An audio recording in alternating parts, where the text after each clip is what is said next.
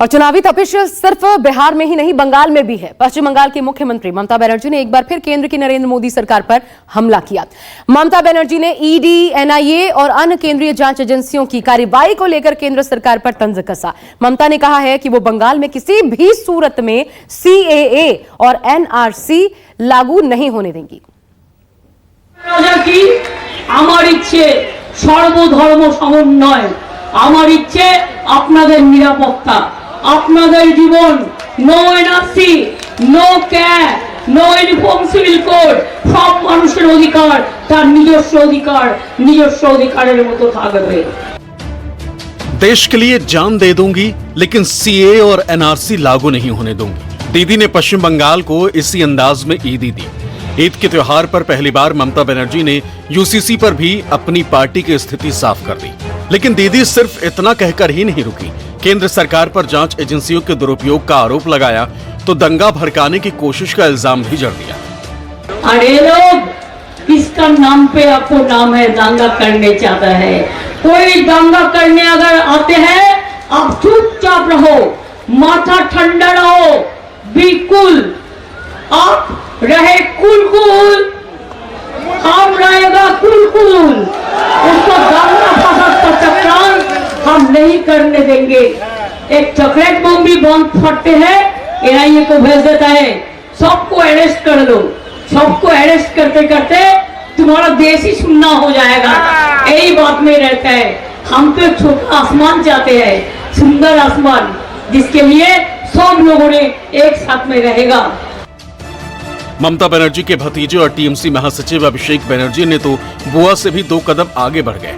अभिषेक बनर्जी ने बीजेपी पर भाई से भाई को लड़ाने का आरोप लगाया तो लगे हाथ उसके विसर्जन का आह्वान भी कर दिया। बुआ भतीजे के इस तेवर ने बीजेपी को आग बबूला कर दिया। पार्टी की पूरी पलटन ने दीदी के खिलाफ मोर्चा खोल दिया।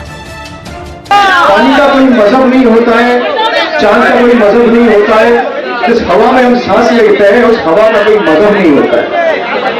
और जो सोचता है भाई से भाई को लड़ाएंगे और समाज में एक दरार पैदा करेंगे, उनके लिए मैं 2-4 शब्द खाली बोलना चाहता हूं। है अंधेरा तो सूरज निकलना चाहिए, अब कुछ भी हो मौसम बदलना चाहिए। बीजेपी तो ऐसे ही इंटर कर चुकी है और कसके करेगी। सीए का कोई संबंध एनआरसी तो नहीं है।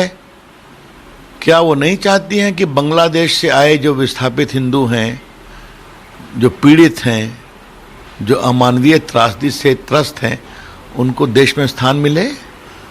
क्या ममता जी खाली रोहिंग्या का संरक्षण देना चाहती हैं या संदेश खाली के शाहजहां शेख टाइप के लोगों को जो महिलाओं के साथ अत्याचार करते हैं? ये देख रहा है। बंगाल के नतीजे चौंकाने वाले होंगे और भाजपा बहुत बुरी तरह से ममता जी को, उनकी पार्टी को परास्त करेगी। जानते हैं कि ममता बनर्जी जो कहती हैं वो करती हैं, जो करती हैं वही कहती हैं। बहुत ही आयरन लेडी हैं वो। ममता मई तो हैं लेकिन साथ साथ बहुत आयरन लेडी हैं। उन्होंने कह दिया कि सीएए या एनआरसी की एंट्री यहाँ नहीं होगी बंगाल में, तो यकीन मानिए वो नहीं होगी। चाहे हमारे भारतीय जनता पार्टी के रूलर्स या हमारे दोस्त कुछ भी कहे, ना का मतलब ना है और बंगाल में ना होगा। ये मैं भी कहता हूँ, मैं भी जानता हूँ और हमारे लोग भी जानते हैं। मैं आपको 1-2 चीज़ें टीएमसी के बारे में बता दूं।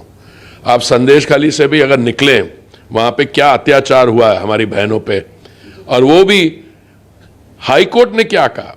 सेंट्रल एजेंसी को इसलिए जाना पड़ा क्योंकि जो रिक्रूटमेंट स्कैम हुआ वहाँ पे, टीचर्स की रिक्रूटमेंट कर रहे थे। मान लीजिए 500 एप्लीकेंट है, ठीक है, एक मेरिट लिस्ट बनाई जाती है, तो मेरिट लिस्ट में किसी का दूसरे स्थान पे या तीसरे स्थान पे नाम था, उन्होंने उनको छोड़ के 326 पोजीशन वाले से पैसे लेके कर दिया। ये जो दूसरे नंबर पे कैंडिडेट था, उन्होंने एफआईआर लॉन्च की, वो कोर्ट तक पहुंची और कोर्ट ने डायरेक्ट किया। एक एक करके खुदरा में चीजें नहीं, होलसेल में ही कर देना। तमाम विपक्ष की सरकारों को बर्खास्त कर दे। अगर वो चुभ रहा है आंखों को, कानून अपना काम नहीं कर रहा। ईडी, आईटी, सीबीआई को डेली सुबह आप स्क्रिप्ट पकड़ाते हो, अलग अलग महकमों से आदेश जारी कराते हैं और उस आदेश का उद्देश्य सिर्फ इतना है कि विपक्ष के दलों को चुनाव फ्री होके मत लड़ने दो, उलझा के रखो।